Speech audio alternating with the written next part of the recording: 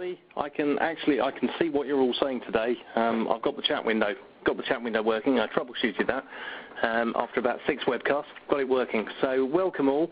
I think there's a lot of you today. This is fantastic, and from all over the world. Here for the Christmas special, setting up and configuring a new PC, because it is traditional at this time of year for people to give and receive new computers, so at least that's what the computer makers would have us believe. But it is a strong sales period, so I thought that some of you may be giving someone a new PC, or you might be receiving a new PC yourself, and here are my top tips in this hour for how to get it all set up.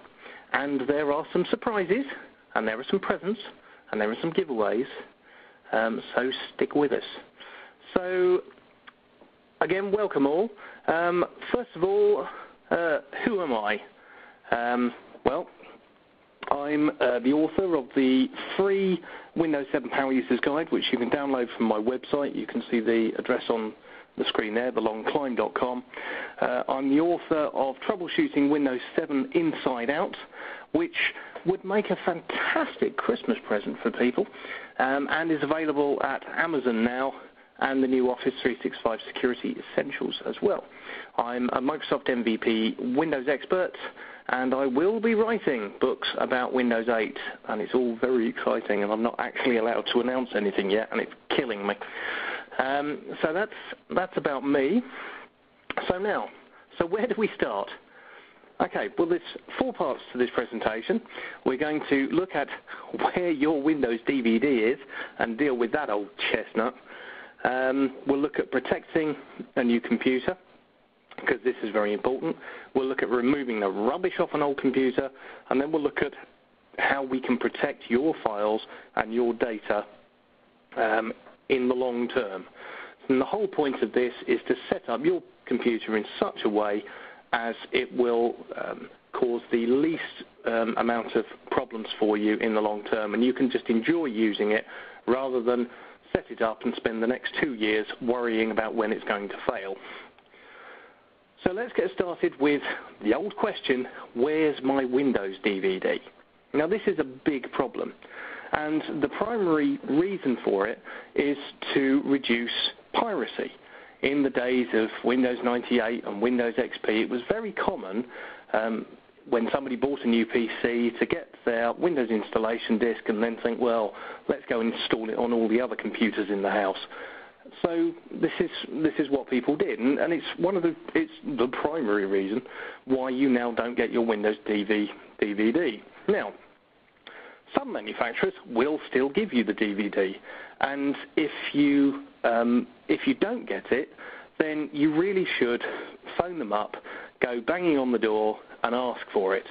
Now, there may be a shipping charge for it of, say, $10, but it's well worth getting hold of. Quite apart from the fact that you're buying a new PC, you're buying a license for Windows, you have paid for this copy of Windows, and there's no reason why you shouldn't get the installation DVD for a product that you've paid for. Remember, Windows isn't free. It's about $80 of the cost of your PC. So you need to ask them, and some of them will flatly refuse to give it to you, but I'm going to deal with this.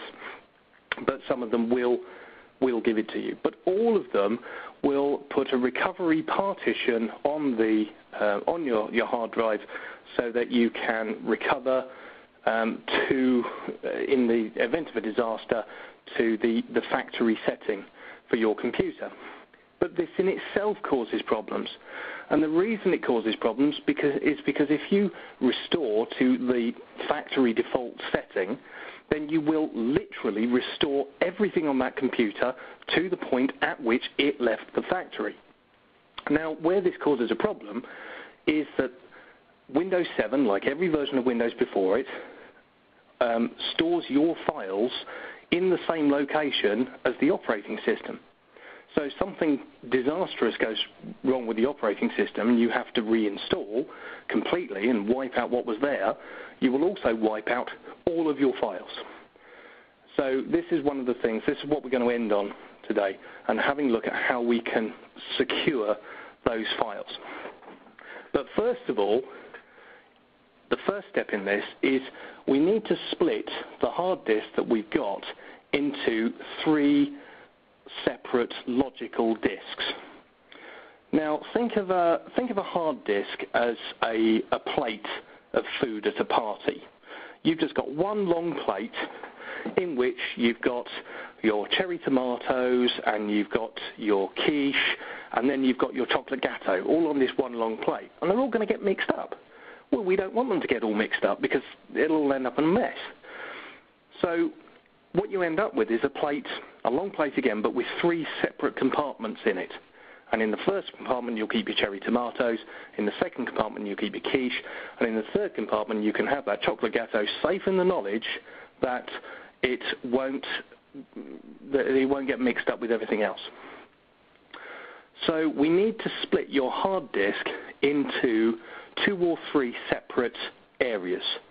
One for Windows, one for your files and your music and pictures and videos, and another one for a backup copy of Windows so that you can restore, in the event of a disaster, to a Windows setup that suits you. Okay? So the first way to do this is in the Start menu. You can see here to right-click on the Computer option on the right-hand side of the Start menu, and from the menu that appears, select Manage.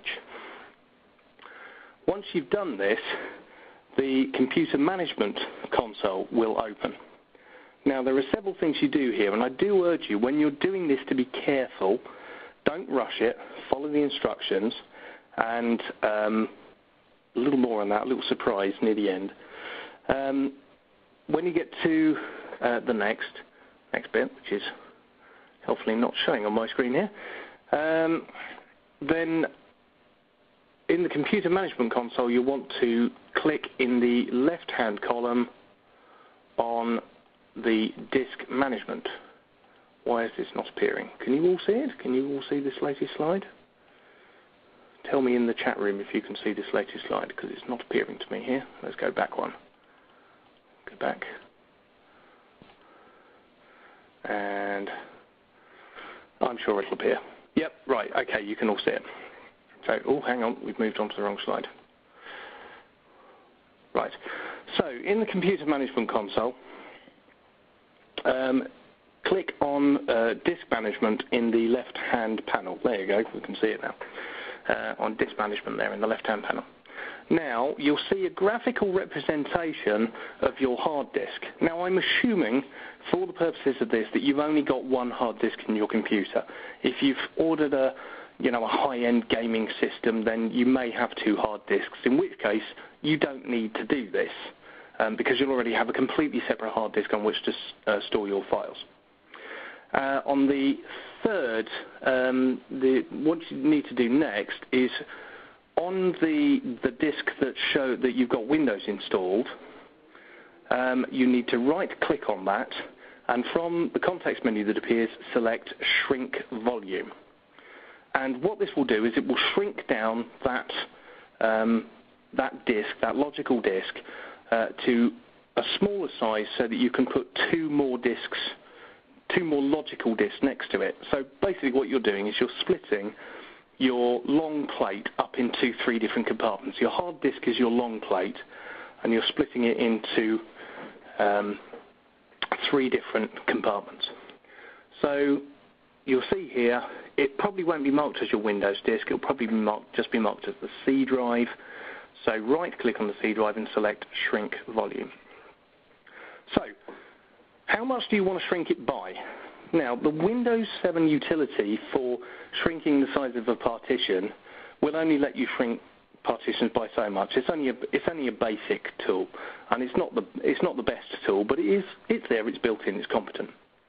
Now, you should make sure that this is one of the first things you do, because if you start copying files over, and if you start installing software, it will vastly reduce, disproportionately reduce, in fact, the amount of space that you can actually shrink that drive down by. You can see in the image here that it's not letting me shrink this particular drive at all. So I'd suggest you do this early on.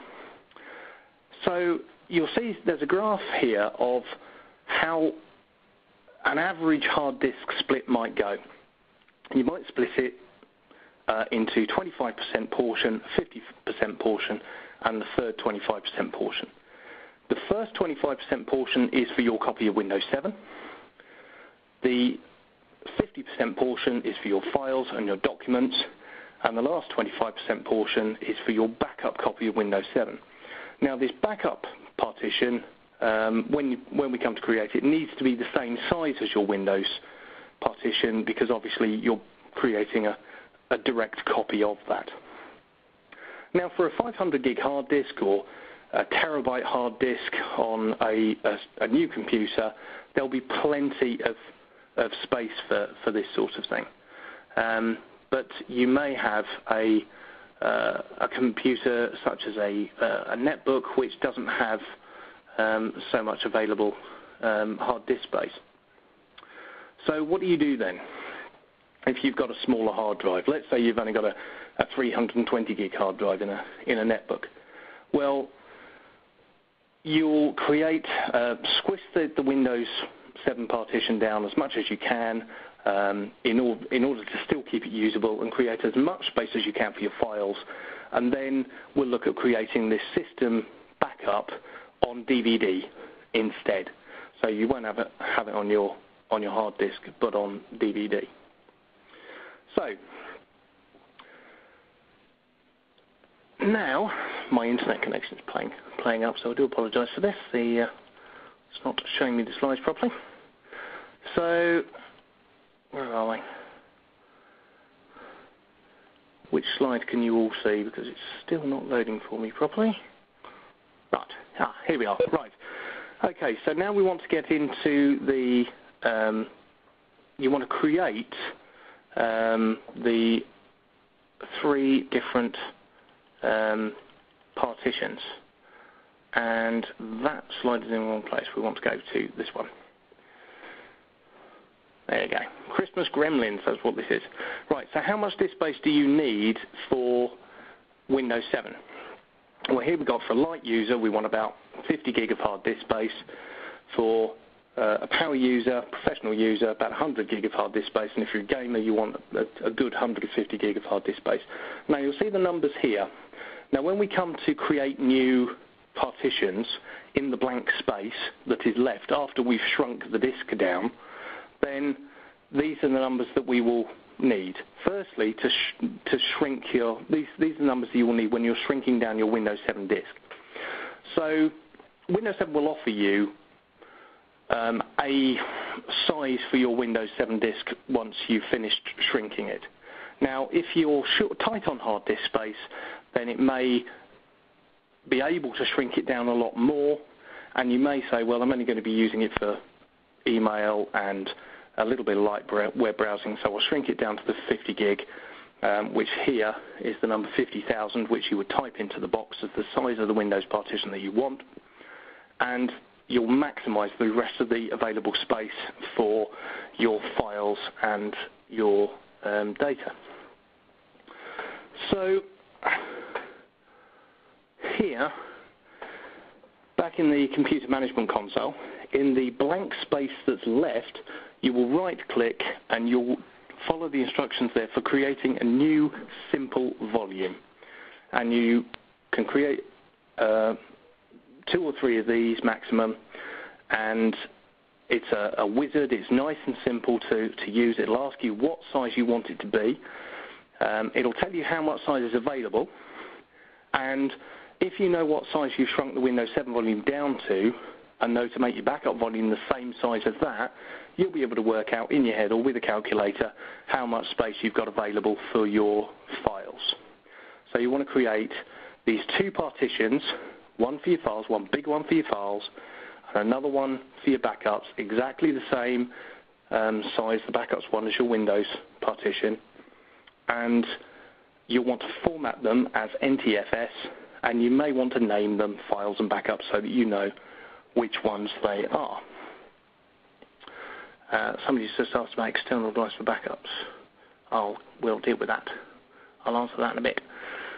So, once you've done that, we go back to this slide that's in the wrong place. Here we go.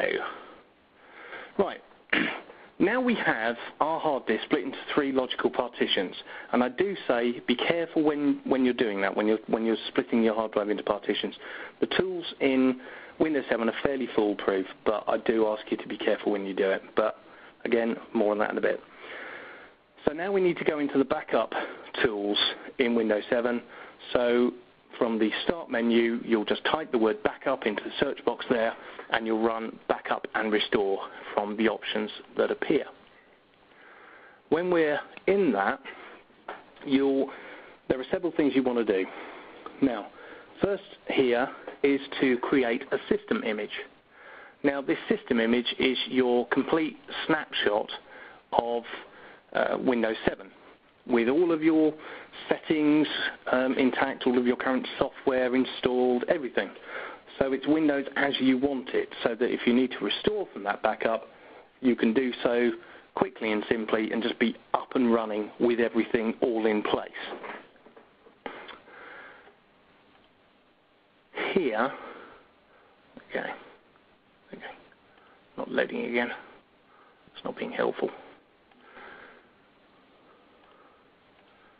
Where are we? What slide are we on? Right. Yes. Right. I think we're on the right slide now. When you create your image backup for Windows 7, this is the dialog that you will see, and it will ask you where you want to store your backup. Now, if you created a backup partition on your hard disk, you will want to select that location to store the backup on. If you have a smaller hard disk, say on a netbook, and you don't have enough space to store a backup, then you can use, in this window, you can back up to DVD instead. Now I say here you might want to complete steps 2, 3 and 4 before doing this. So this brings us neatly onto what steps 2, 3 and 4 are. Right, before we do, back in the backup section, you will also want to create a system rescue disk, a system restore disk.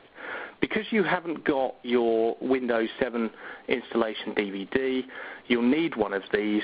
You can boot your computer, you can start your computer from this disk, and it will help you either repair Windows 7 or it will give you options that include restoring the entire operating system from the backup image that you have created. These disks that you create, this system repair disk and your backup DVDs, and you'll need several of them, you must keep them safe. All of the disks that come with your computer, all the drivers and everything, you keep them together, keep them in a warm, safe place where they're all together and you know where they are and they are accessible. And you can use that to rescue Windows if it all goes Pete Tong, as we say here in the UK. I'm sure there's a few of you in the UK who know what I mean by that.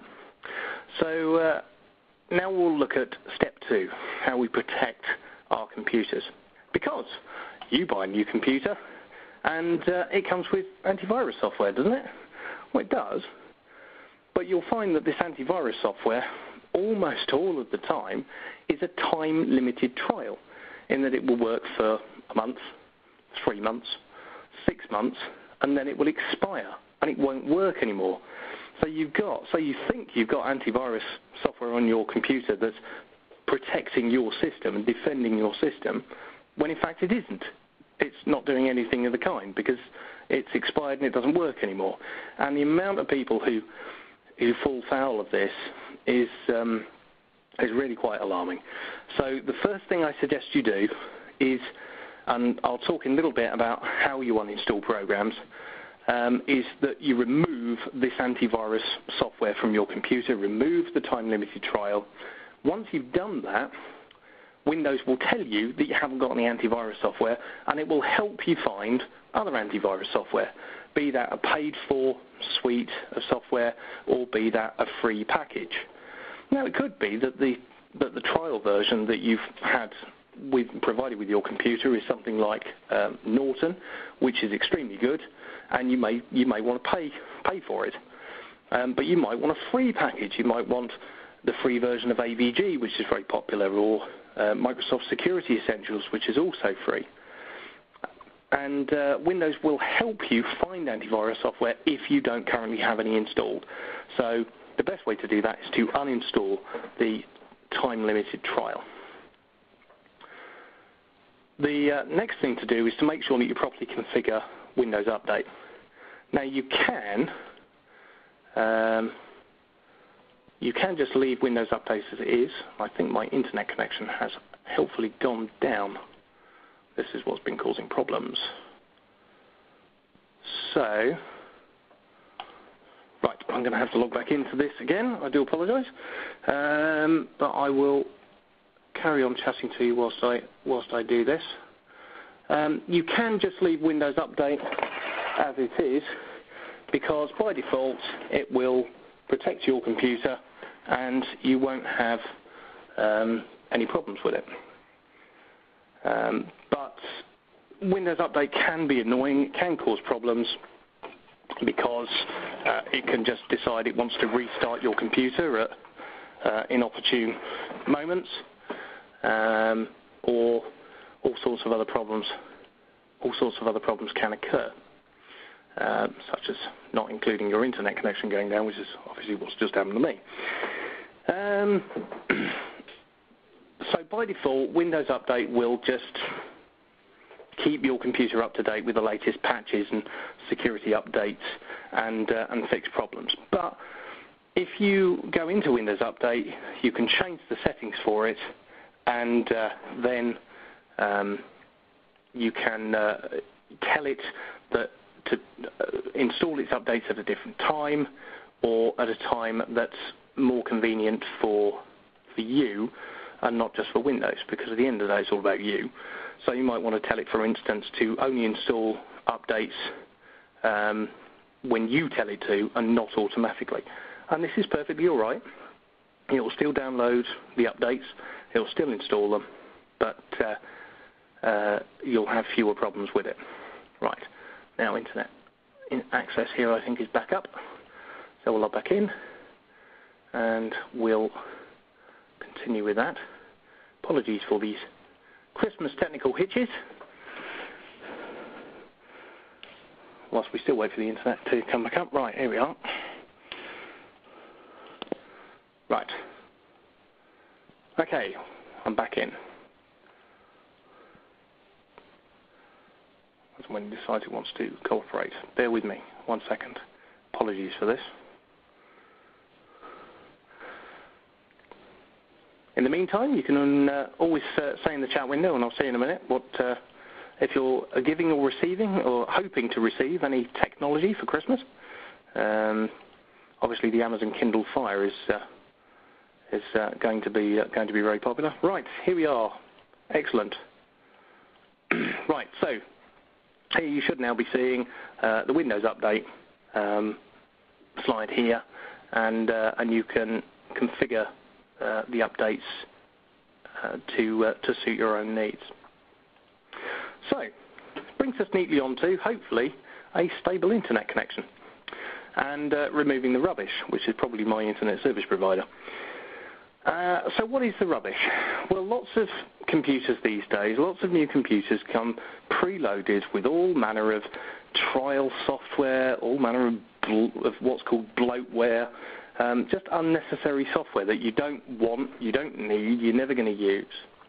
Now, one thing I do advise is that when you're deciding which of this software you want to keep and which of it you don't want to keep, that you do at least have a look at each bit of software, because some bits of software are genuinely useful, but other bits of software are just things that manufacturers pay, the software houses pay manufacturers to put on computers in order to try and get their name out there. Some bits are useful. If it comes with Adobe Acrobat Reader or something pre-installed, then that's obviously a good thing. If the Flash Player is pre-installed, that's a good thing. But if it's a selection of games that will expire after a period of time, then just get rid of them. And the reason to get rid of them is because some of these things are set to automatically run when your computer starts, and they can really slow the computer down, and obviously that's not what you want. So you can uninstall these by typing programs into the search box in the start menu and selecting programs and features from the options that appear. And you can look down the list and you can find the individual programs you want, and then in the blue toolbar that runs along the top, when you click on a program, you should see an uninstall or remove option there, and you can remove individual programs that way, and that will get rid of them completely and stop them starting at startup as well. So now we get to, some people think of this as really complicated, but it's actually really not. It's actually very simple to do, moving your files away from Windows. So again, why would you want to do this? The main reason for doing it, as I said at the beginning of this presentation, is because if Windows fails completely and your files and documents are stored on the same hard disk or on the same partition as your copy of Windows, and then all of those files and documents will be wiped out unless you've got them backed up. But you need to make sure you back things up regularly. Again, I'll come to that. So what we can do is, if you have this new files partition, or if you have a second hard disk in your computer, you can move all your files and documents to this other location. And moving them to this other location means that if Windows needs to be wiped out, your files are protected. Remember what I said about the dish at the party, keeping the quiche away from the chocolate gâteau. So how do you do this? Well, in the Start menu, you'll click your name in the top right. There you'll see it says Mike there, and that will open your personal folders. Now, in your personal folders view, there are some folders that you will want to select, some folders that you really just don't need to select at all. The ones you definitely want to select are listed here. They're your documents, your pictures, your music, your video, your downloads, and your favorites, because you don't want to lose your internet favorites.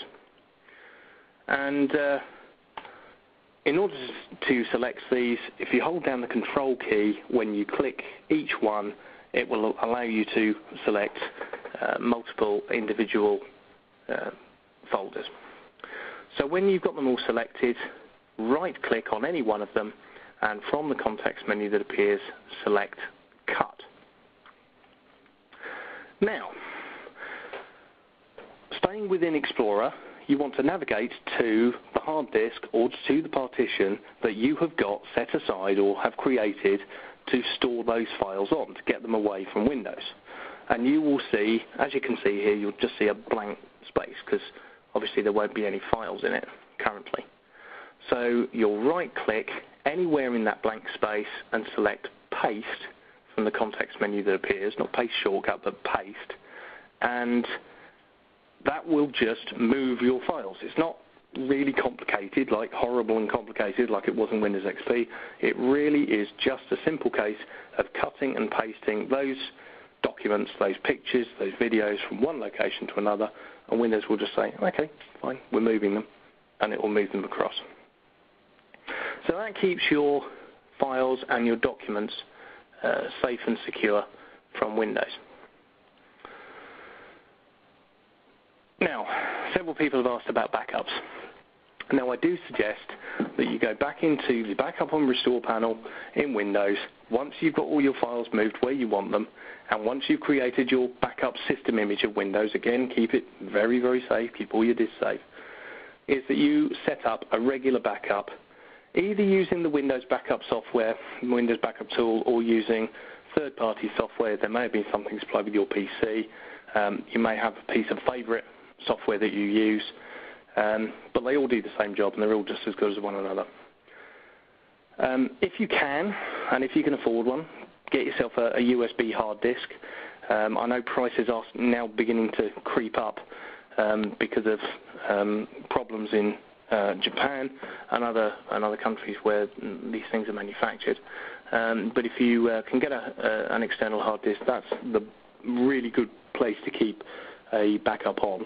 DVDs, yes, you can keep your backups on DVD, but I wouldn't just have one copy because DVDs can become scratched, and depending on the manufacturing quality of the disk itself, you may find that it won't work at some point in the future. And make sure that this is set as a regular thing. Make sure that you remember once a month to plug your USB hard disk in, for instance, and run the backup. Or if you have a USB hard disk that you can plug into the back of your internet router, for instance, you can set it to the backup software to automatically run the backup once a week, once every couple of weeks, once a month, whichever you want to do. So we're almost there. We're almost there with a couple of surprises. First of all, I would like to wish you all a very happy holidays, a very Merry Christmas from me, and you can see that's my dog there. That's my rescue dog, Jed, who's staring at me at the moment because he thinks I'm strange. I wish you a very Merry Christmas and a prosperous New Year, and there are presents. All of you will receive from Microsoft Press, and thank you very much to them for arranging this, a copy of my ebook, Troubleshooting Windows 7 Inside Out. If you already have that, then let them know, and they will sort something. They'll arrange something for you. Also, because this is a complicated subject for in repartitioning your hard disk and moving your files and folders away from Windows, I've written this entire presentation up as a free ebook, which you can go and get right now live on my website, thelongclimb.com. So you can go and get that, and here's the addresses. That's the website. I've just relaunched the website. I've given it a new Windows Phone, Windows 8 Metro look. So I hope you like it. It's also available in 8 different colour schemes. So if you look on the right-hand side of the top menu, you'll see the 8 different colour schemes it's available in. So that's my website, my Facebook group. Everything goes on Facebook. That's my Twitter handle. I'm on LinkedIn. And if you've got questions, you can email me directly, and I will answer as many as I can. And speaking of questions, I gather we have quite a few here to answer in the Q&A. So, there you go. There's the dog getting all excited with the Q&A.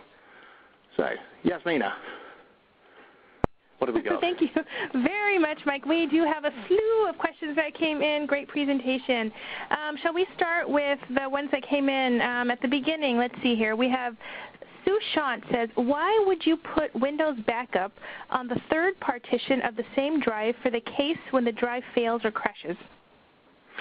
The only reason I suggest that is if you've only got one hard drive, as most computers will just come with a single hard drive.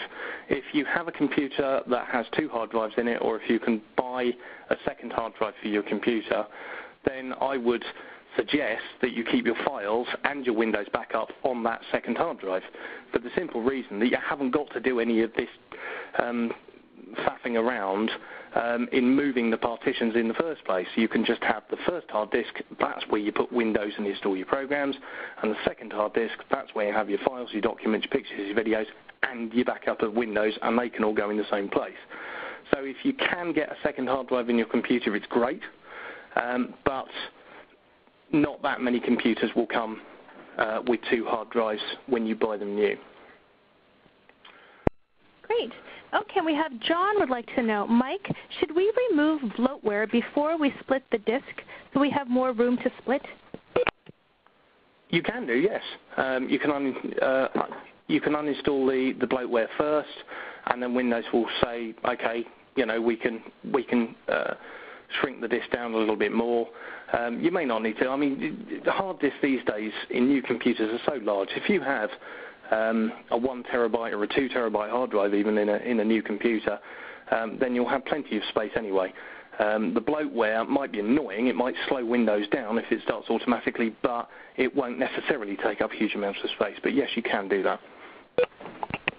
Great. And we have Mitch would like to know, is there any advantage to backing up to internal versus external? If you back up to an internal disk, you will know that that backup can be set to run automatically in the background so that you know you will always have a regular backup. If you back up to an external disk, then if your computer goes up in a puff of smoke, as can sometimes happen, especially if you haven't got it plugged into a surge protector on the mains electricity, and you get something like a lightning strike and the computer goes puff, then you may lose everything. So USB hard disks are very useful. They're very good. Also, you can keep an external hard disk off-site. You can store it at a friend or a family member's house, and you will know then that in the event of a real disaster, such as a house fire, you still don't lose all those precious photographs and home videos of the children growing up. Okay. Let's see here. Reinhardt says, I haven't completely understood the concept of libraries. Do I have to attach them to partitions or HDDs? No, libraries will just work. Wherever if you click on your name in the top right of the start menu and it takes you to your user folders, documents, pictures, music, and such, then libraries will point to those user folders. If you move those user folders over to a new location, a different hard disk or a different partition, then the libraries will automatically point there. All the libraries are is aggregators for files on your hard disk. You can add an extra disk or an extra folder to a library and you can create your own libraries. That's really all they are. They're just virtual folders. They're just aggregators for what you've already got on your hard disk. Okay, let's see here. Another one. How often should you reformat the hard drive and do a clean reinstall? You shouldn't. Well, with Windows 7, you shouldn't actually ever need to reformat the hard drive and do a clean reinstall, depending on what you do with your computer. If you're the sort of person who, as my mother is, installs lots of software on the computer, lots of trial software to try out, then you may find that when over a period of time Windows slows down and you need to refresh it, you need to restore from the backup. But this is the whole point of creating this backup, so that if you create the backup after you've installed all of your software and configured Windows the way you want it, then you just restore from the backup and you just carry on working. The whole process will take about 15-20 minutes. But you shouldn't actually need to do it unless there's a problem or Windows gets really slow. Okay, let's see. Another one here. They'd like to know, can you please talk to us a little bit about the best and easiest antivirus tools that we should be putting on our machines? Right. It's always a good idea to have a look. If you have a look online periodically and just search for antivirus tests, then some companies will give you league tables of the best antivirus software for that particular quarter of that particular year, and you'll be able to see how they're doing. For instance, Norton Antivirus used to be awful, and now they've really upped their game, and it now catches more malware and more viruses than almost any other antivirus package. Microsoft Security Essentials, which is what I use on my own computer, is lightweight. It stays out of the way. It's small, which is why I like it. But it's dropped down in the amount of malware and viruses that it will detect. So it sort of swings and roundabouts. Most people will use antivirus software on the recommendation of friends, family, and colleagues, and you'll probably find that it's good enough, as long as you're careful what you click on online. If you're on a website, for instance, that wants you to view a video, this used to be an old trick with YouTube malware, but it wants you to download a codec, a little program to enable you to watch a video. then you need to be careful. Only open a file or only run a program or download a program from a website if you specifically intended to go to that website to do it. You know, if you need to open an Adobe PDF document, then you will go to adobe.com in order to get that PDF reader software. But if you're on any other website and it says, you know, you must install this plugin or you must run this bit of software, then I just wouldn't. And that's the best way to stay safe. So regardless of what antivirus software you then have, you should remain pretty secure. Okay, wow, great answer. Just a few more questions here, and they're still pouring in, so we'll just take a few more. We have Joe says, Mike, if I have a computer with a few months of files, should I move them to an external file, repartition the OneDrive as discussed here, and then move the external files back? Have a look at how much Windows will actually shrink its drive down by. Because if you haven't got that many files, then you can move them off afterwards.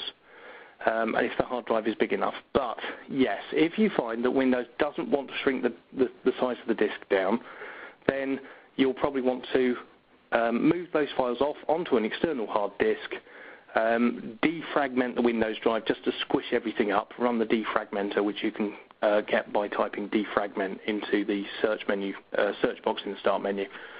And then afterwards you can copy those files back. But you may not need to, depending on the size of your hard disk. Okay, let's see here. Another one about antivirus. What is your feeling about using Kaspersky versus Norton antivirus? Personally, I'm not such a fan of Kaspersky because if you use external network hardware, as I do in your home, I've got external storage on my network, for instance, then its firewall by default that comes with it is very good at just blocking access to things. And I haven't personally found it to be the friendliest software to use to try and actually unblock this and actually get access to these things. On an actual antivirus scanning comparison, Norton is some way ahead of Kaspersky. So I would recommend Norton as an antivirus scanner out of the two. Great. And let's take this one from Mitch. What would cause the machine to show a blue screen saying memory dump after coming out of hibernation? It's probably the hibernate. When you hibernate your computer, it takes the contents of the computer's memory, which is separate from the hard drive. The hard drive is storage. The memory is what Windows is stored in temporarily while it runs. It takes the contents of the computer's memory and it turns it into a file in that storage so that file can then be loaded back into memory so that Windows can just pick up from where it left. You'll probably find that something went wrong, as can often happen, and that file has become corrupt. So simply restarting will cause Windows to completely wipe out that file and just start again from scratch. So if you've got that from that blue screen from hibernation, then I wouldn't worry too much about it unless it continues to happen, in which case you might be best turning hibernation off, maybe using the sleep option instead, or just shutting the computer down if it's causing continual problems. Okay, let's see. Oh, just one very final one. Juanita, she would like to know, Mike, do you recommend using both antivirus software and a spybot software? Well, Windows 7 has got Windows Defender built in for spyware. You'll probably find that almost all antivirus packages these days will manage spyware perfectly well, along with protecting your computer against viruses and malware. You probably won't need it. If you do choose to use it, then Spybot, Spyware Terminator, they're all very good pieces of software. Fantastic. That's all the questions I'm seeing come in. Mike, did you have anything further for our audience today? Just a reminder that there is an ebook version of this presentation available now live on my website, thelongclimb.com. So please feel free and go and get that. Pass it around to friends, family and colleagues. Also, if you want to stay up to date with all the latest of what's going on, please join my Facebook group. And everything is always posted there. I always make sure that the website's updated as well, and it's all on Twitter as well. But the Facebook, there's all sorts of interesting conversations going on there every time. And any other questions, I do answer as many as I can via email. You've got my email address there. They do occasionally bounce back, but just if that happens, then just send them again. But I wish you all a very happy Christmas, a very happy holidays, a very prosperous New Year, and I want to thank you all very much for attending today.